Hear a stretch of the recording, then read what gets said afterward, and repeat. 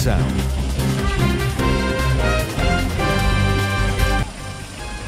भंडारा शहरातील मोकाट कुत्रे पकडून निर्बीजीकरण करण्याची मोहीम सुरू. भंडारा नगर परिषदेचा उपक्रम.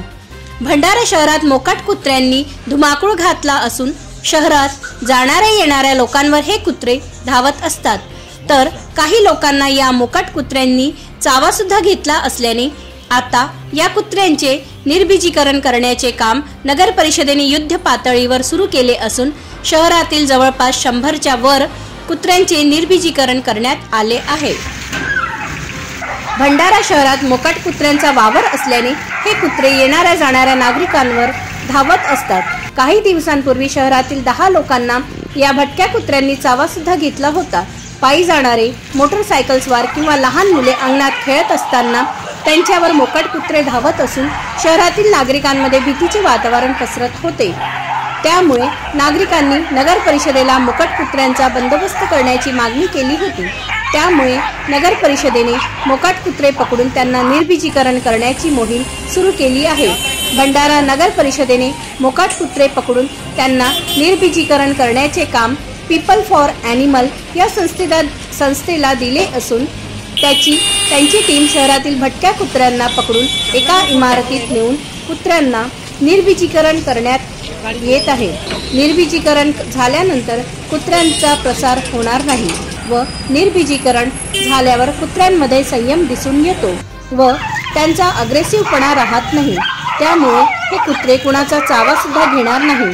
जर या कुत्र्यांनी चावा घेतला तरी त्या व्यक्तीला कुठलेही इन्फेक्शन होत नाही. आतापर्यंत 100च्या वर कुत्रे पकडून निर्बीजीकरण करण्यात आले आहे. तर या मोहिमेमुळे शहरातील नागरिकांनी समाधान व्यक्त करीत दरवर्षी नगर परिषदेने असा उपक्रम राबवावा अशी मागणी केलेली आहे. स्टरलायझेशनचे फायदे मला आधीच माहिती होते, पण मग ह्यांची मोहीम जशी सुरू झाली त्यांनी आमच्या घरासमोरचा कुत्रा नेला आणि मग व्यवस्थित त्यांची काळजी वगैरे घेतली आणि इथे त्याचं ऑपरेशन वगैरे झालं आणि आता मी त्याला फायनली घेऊन जायला आलेली आहे. तर कुत्र्यांचं असं व्हायचं की ते सगळे कुत्रे एका सोबत व्हायचे कॉलनीमध्ये आणि मग ते अचानक भुकायला लागायचे आणि मग ते येणाऱ्या जाणाऱ्यांना फार त्रास व्हायचा. मग त्यामुळे आता ते थोडे ह्या प्रोसेसमुळे ते थोडे शांत होतील आणि मग त्यांचं आता म्हणजे स्टरलायझेशन वगैरे झालं आहे तर अजून कुत्रे म्हणजे पुढे त्यांचं अजून जास्त कॉलनीमध्ये पसरणार नाही असं.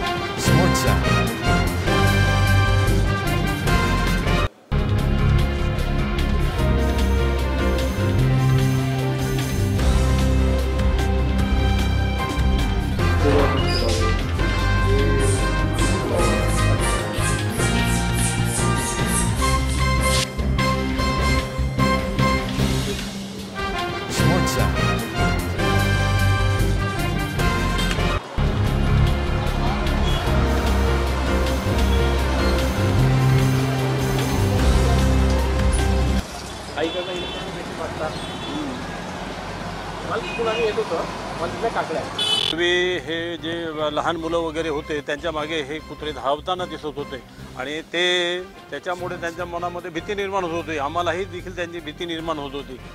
सायकलच्या मागे धावणे, गाड्यांच्या मागे धावणे अशी जी भीती निर्माण होत होती आता आणि त्यामुळं आम्ही नगर परिषदला त्याची तक्रार केली आणि नगर परिषदला तक्रार केल्यामुळे नगर परिषदने हे फार चांगलं पाऊल उचललेलं आहे आणि ह्याच्यापासून त्यामुळं आम्ही आमच्या मोहल्ल्यामध्ये जे कुत्रे फिरतात त्यांची माहिती आम्ही दिली आणि त्याच्यामुळे चांगला रिस्पॉन्स आहे. त्यांना पकडून आणून ते इथं ऑपरेशन झालेलं आहेत आणि आता ते मात्र शांत आहेत.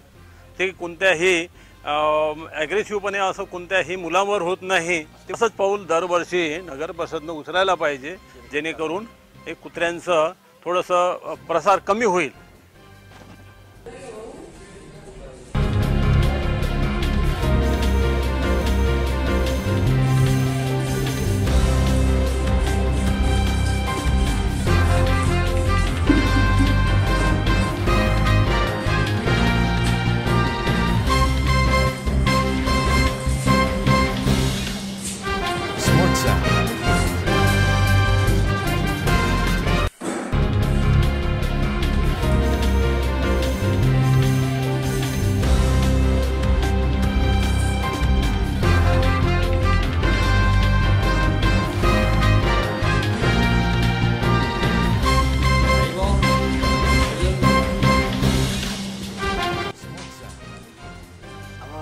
साथ बटरफ्लावर नेट होती है, वो करीबन 8 किलो की 5-6 किलो की होती है। उसको ले जाते हैं, कुत्ता जैसा खड़ा है कुछ है तो उसको पकड़ते हैं हम लोग। कभी कभी हमको कुत्ता भी काट लेता है और हम ये चाहते हैं कि यहाँ पे कुत्ता पकड़ते हुए हम पकड़ के उनको वैक्सीनेशन करें, उनका फैमिली प्लानिंग करें और उनको अच्छे तरीके से छोड़े।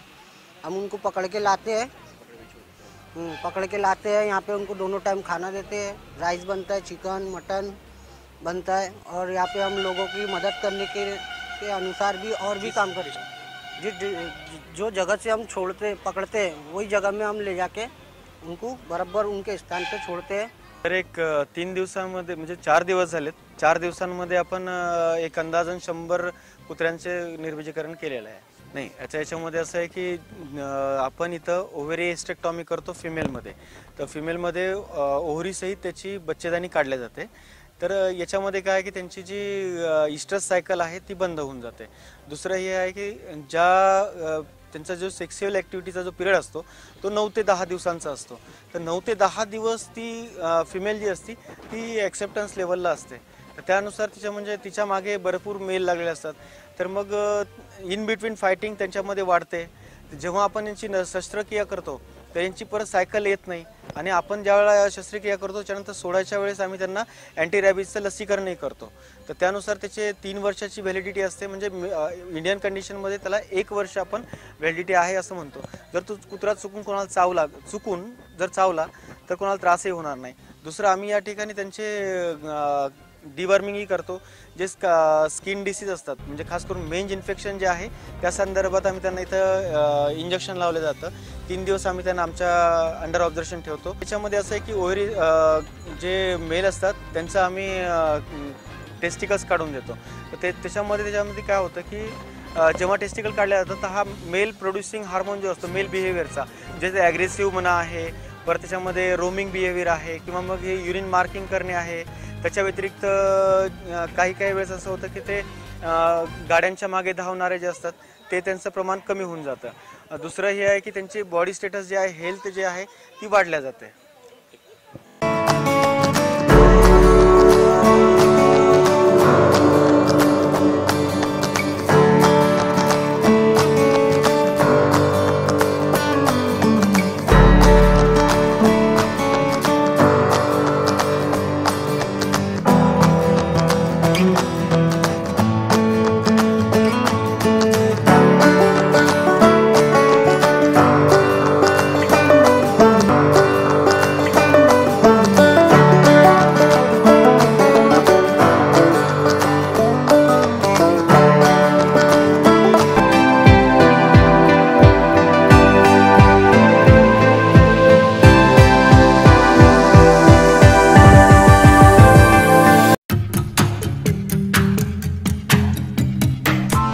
Press the bell icon on the YouTube app and never miss another update.